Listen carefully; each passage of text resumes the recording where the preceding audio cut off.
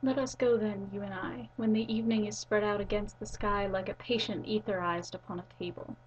Let us go, through certain half-deserted streets, the muttering retreats of restless nights in one-night cheap hotels and sawdust restaurants with oyster shells, streets that follow like a tedious argument of insidious intent to lead you to an overwhelming question. Oh, do not ask what is it. Let us go and make our visit.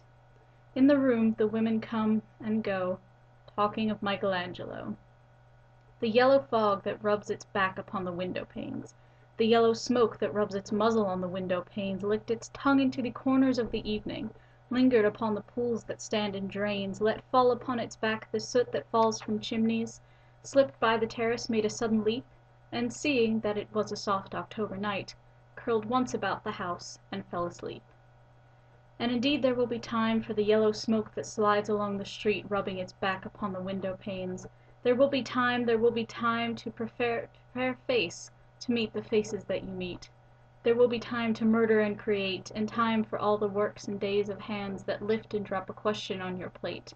Time for you and time for me, and time yet for 100 indecisions, and for 100 visions and revisions before the taking of a toast and tea. In the room the women come and go, talking of Michelangelo. And indeed there will be time to wonder, do I dare? And do I dare? Time to turn back and descend the stair with a bald spot in the middle of my hair. They will say, how his hair is growing thin! My morning coat, my collar mounting firmly to the chin, my necktie rich and modest, but asserted by a simple pin. They will say, but how his arms and legs are thin! Do I dare disturb the universe? In a minute there is time for decisions and revisions which a minute will reverse. For I have known them all already, known them all. Have known the evenings, mornings, afternoons. I have measured out my life with coffee spoons. I know the voices dying with a dying fall beneath the music from a farther room. So how should I presume? And I have known the eyes already, known them all, the eyes that fix you in a formulated phrase.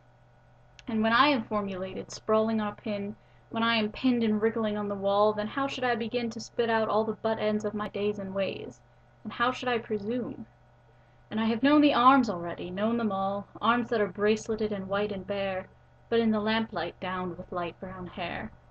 Is it perfume from a dress that makes me so digress? Arms that lie along a table or wrap about a shawl. And should I then presume? And how should I begin? Shall I say, I have gone at dusk through narrow streets, and watched the smoke that rises from the pipes of lonely men in shirt-sleeves leaning out of windows? I should have been a pair of ragged claws scuttling across the floors of silent seas. And the afternoon, the evening sleeps so peacefully, smoothed by long fingers, asleep, tired, or it malingers, stretched on the floor here beside you and me. Should I, after tea and cakes and ices, have the strength to force the moment to its crisis? But though I have wept and fasted, wept and prayed, though I have seen my head, grown slightly bald, brought in upon a platter, I am no prophet, and here's no great matter. I have seen the moment of my greatness flicker, and I have seen the eternal footman hold my coat and snicker, and in short, I was afraid. And would it have been worth it after all, after the cups, the marmalade, the tea, among the porcelain, among some talk of you and me?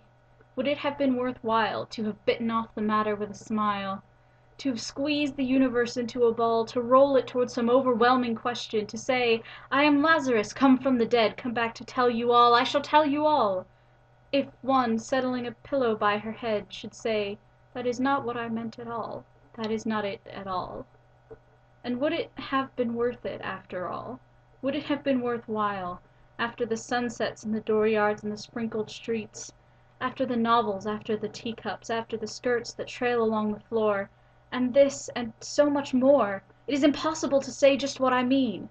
But as if a magic lantern threw the nerves and patterns on a screen, would it have been worth while, if one, settling a pillow or throwing off a shawl, and turning toward the window, should say, that is not it at all, that is not what I meant at all? No, I am not Prince Hamlet, nor was meant to be. I am an attendant lord, when that will do to swell a progress, start a scene or two, advise the prince. No doubt an easy tool, deferential, glad to be of use, politic, cautious, and meticulous, full of high sentence, but a bit obtuse, At times, indeed, almost ridiculous, almost, at times, the fool. I grow old, I grow old.